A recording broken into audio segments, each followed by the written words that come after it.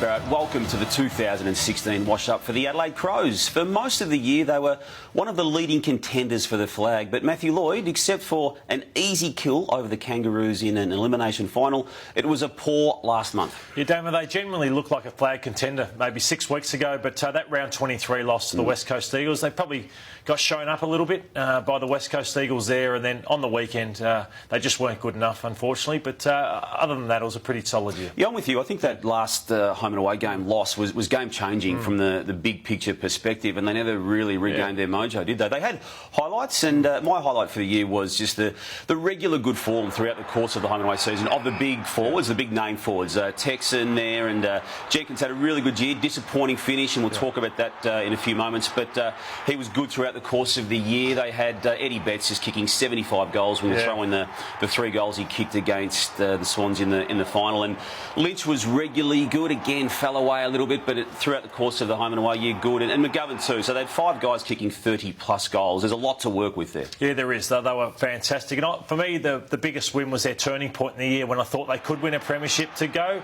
to Perth when the West Coast Eagles rarely get beaten there, and keep them scoreless in the last quarter and kick 6 goals, 5 yourself. I know there'd been a lot of emotion at that ground previous with what went on with the Phil Walsh and Don Pike. I think he announced himself this game, and I generally thought at that point that it flipped their season on their head and they could possibly win a premiership. All right, we'll stick with the Eagles theme for the low light when it comes to my assessment of the 2016 season. Lordo, this was that round 23 game we've already both touched on, and it just changed where they were headed. I felt they were in the double chance spot for the finals, lost that game to the Eagles, and I don't think they ever recovered from there. Yeah, they had no Brodie Smith, no Rory Sloane, and they just didn't look. They lacked the midfield depth, which showed up also in the finals over the weekend. But for mine, getting nothing out of Troy Menzel from Carlton, Curtly Hampton. Paul Seedsman, not good enough to get a game. Dean Gore, who was part of the trade for Dangerfield. None of those guys played at all. Seedsman played a handful of games, the other 3 didn't play at all. So that hurt their depth as well throughout the year. All right, it's time for us to now give them a mark out of 10. And I'll start, Lordo, just given how badly they fell away, I'm only giving them a 6. It could have been as high as an 8 or 9 had they got into a preliminary final. But I just feel with Jenkins falling away and the team collectively falling away, they don't deserve much more than that. Yeah, I've given them a 6.5. Just because no Dangerfield, a new coach. I think it was a pretty solid year from the Crows. Fair enough. Christmas bonus time. For that, I am highlighting the form, and I think it was really good form throughout most of the year.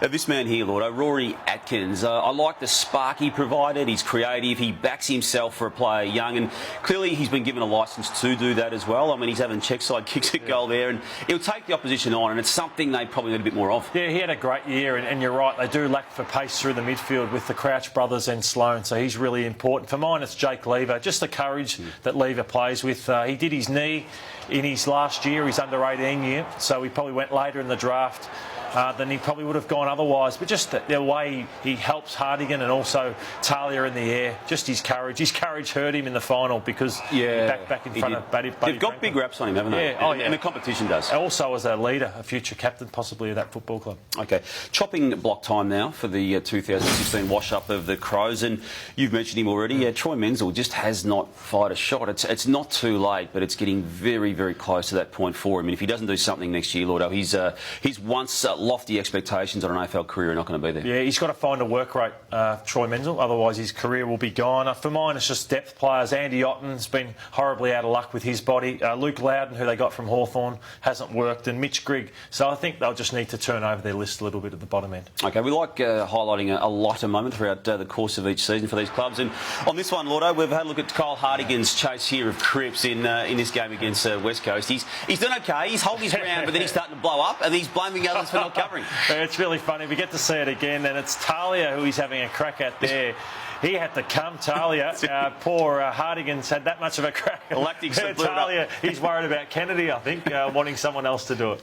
All right, they need to improve in so many ways, the Crows, don't they? And I know you've been big on this in recent days, actually, about Sam Jacobs either improving himself or needing some assistance. And Riley O'Brien was a player who got called up late in the season and covered. Is he an answer for that particular part of the equation for the Crows? I reckon I'd add one more. I look at a club like St Kilda, and they've just got Billy Longer sitting there, and you've got other players like Matt Jack Dawes been sitting around at North Melbourne. They need to try and get a player who's a bit more experienced to help Jacobs out. And for Where me, do you think they can improve? The midfield. I think I've touched on it just there with your vision of the wingman there. I just think that they need pace, they need class, and they just need to play Malera for 22 games next year, plus another one. OK, 2017, Crows. You have them going up or down? I have them going up. I think they can play in a prelim next year with another year under Don Pike. What about you, Dano? Yeah, I've got them stagnating. I just was worried about what happened late in the year, and I think there's a few question marks now on what they can do when it comes to the absolute crunch in a final series. So, yeah, watch this space, I reckon, on the Crows. Thanks, Slaughter. Dano.